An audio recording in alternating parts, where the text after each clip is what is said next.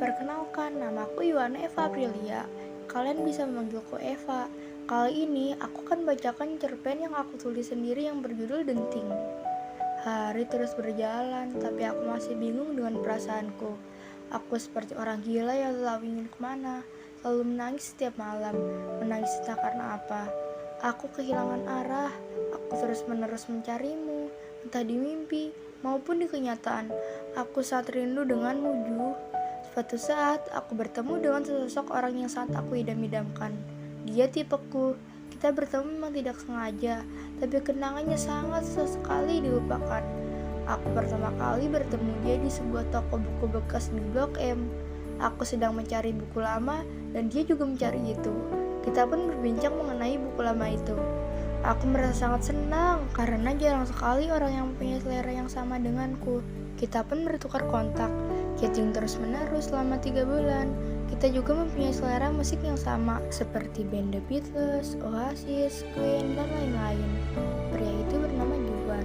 Setelah kita chatting selama 3 bulan, dan terkadang ketemuan, dia pun mengajakku pacaran. Lucu sekali kalau diingat-ingat. Kita sering mendengarkan musik berdua di tepi sungai sambil membaca buku. Dan aku suka bercerita tentang kehidupanku. Bersama dia, hatiku sangat tenang. Aku bisa bebas bercerita apapun sama dia. Dia bisa menerimaku apa adanya. Aku yang jerawatan dan tidak terlalu cantik seperti perempuan lainnya. Tetapi dia tidak memperdulikan itu. Aku yang seperti anak kecil, merengek setiap kita ingin pulang ke rumah masing-masing. Tapi rumah asliku adalah dia. Dia yang bisa menerima semua kekuranganku dan kelebihanku. Memori yang sangat spesial bersama dia adalah ketika aku sedang sangat terpuruk.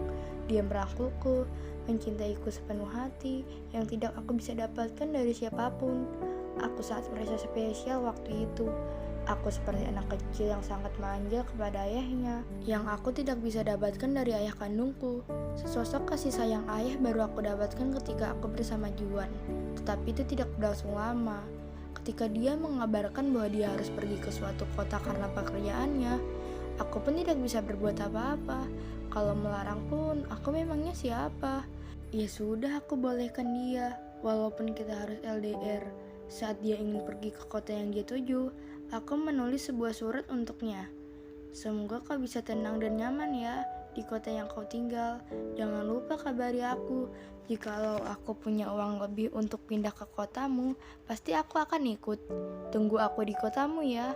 Jangan lupakan aku, apalagi melirik perempuan lain. Kunjungi aku kalau libur ya. Itu surat yang aku tulis. Sepertinya sekarang surat itu sudah tidak ada. Dia memang menghubungiku terus dan mengunjungi aku 2 minggu sekali untuk melepas rindu. Aku sangat senang ketika dia mengunjungiku. Rasanya aku ingin membuat jam berhenti berputar, tapi mana mungkin bisa seperti itu. Aku ingat sekali saat seminggu ini Juan tidak bisa dikabarkan. Aku menelponnya tapi tidak diangkat. Aku mengechatnya tapi tidak dibalas. Aku kira dia mau prankku. Ternyata pada saat ulang tahunku pun dia tidak ada kabar. Dan di hari ulang tahunku pun aku siap-siap untuk bertemu Juan. Aku bergegas membereskan barang-barangku. Aku bergegas memesan kereta dan mencari alamat kosan yang pernah Juan kasih. Aku menunggu kereta sangat lama. Saat di perjalanan aku menangis karena aku takut yang ada di pikiranku akan terjadi. Ya, yang di pikiran itu tidak terjadi. Namun ada kejadian yang lebih daripada itu. Saat aku menaiki ojek untuk ke tempat kosan Juan, ternyata dia tidak ada di sana. Aku bertanya kepada tetangga kos dia, dan tetangga itu menyampaikan bahwa Juan telah meninggal seminggu yang lalu karena sebuah kecelakaan dan sudah dibawa ke kampungnya. Aku menangis terus di depan kosanmu.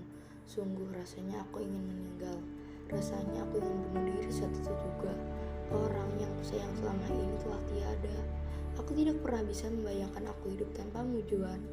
Saat menangis, aku pingsan dan dibawa ke rumah sakit. Aku seperti orang gila di rumah sakit. Aku tidak ingin makan dan segalanya. Setelah sembuh, aku pulang ke rumahku. Lalu aku tidak keluar kamar selama sebulan. Itu karena engkau, Ju. Aku sangat rindu denganmu. Lalu aku mengunjungi makam Juan dan curhat dengannya. Aku Aku rindu saat aku bisa tertawa bebas denganmu, bisa menari saat hujan dengan kau, bisa mendapatkan kasih sayang selama ini aku inginkan.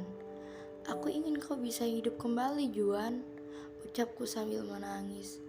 Andai waktu bisa diputar, pasti aku akan ikut pergi ke kota itu. Dan kau masih hidup, kita masih bisa bersama-sama. Aku harap kita bisa bertemu di lain hari. Tidak terdapat rintangan apapun saat kita menjalaninya, ucap aku, Leilia. Sekian pembacaan cerpen dari saya. Wassalamualaikum warahmatullahi wabarakatuh.